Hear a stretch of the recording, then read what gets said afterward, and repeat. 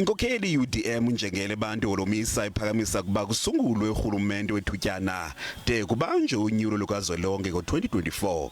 Ujengele uthi kukunika ithuba iANC kuba ijongane ngqo neengxaki zayo zemilo yangaphakathi. Le nkokheli UDM ithi ifikele kwesi sigqibo emva kokuba kukho abavelana nososiba jikele we-ANC nabagrogrisa ngokuvala mba eli lizwe. The current threat of civil disobedience emanates from the ruling party. They are not fighting about differences on ideologies we have observed, but it's more about who has the access to the resources.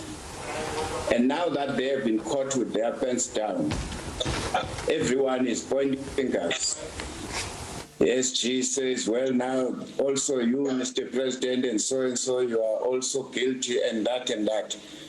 But at the end of the day, we must deal with the instability which can take place if such a civil disobedience were to be implemented by those who tried to do so. Uthi esinye sesizathu sokuba afikelele kule ngcamango lurhwaphilizo luqubayo kolilizwe noluphazamisa ubunkokheli be-ANC.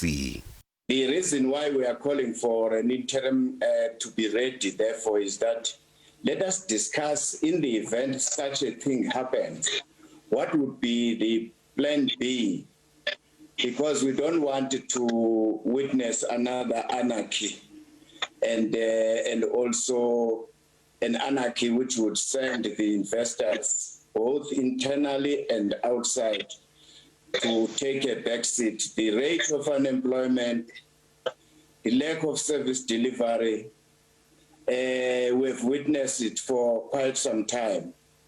And the fact that the commissions of inquiries are pointing to the fact that the actual people who have captured the state is the ruling party elite and the party itself. Holomisa iwacacisa kuba lo rhulumente uza kusebenza njani. This interim government, if it were to be agreed upon, held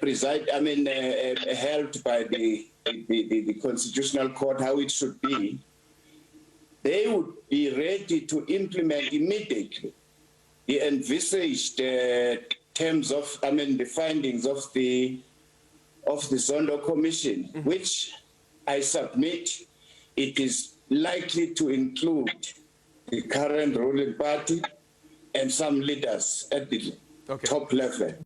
Kodwa kacaci kuba le ngcamango kaHolomisa ixhaso kangakanani ngamanye amaqela ezopolitiko kweli.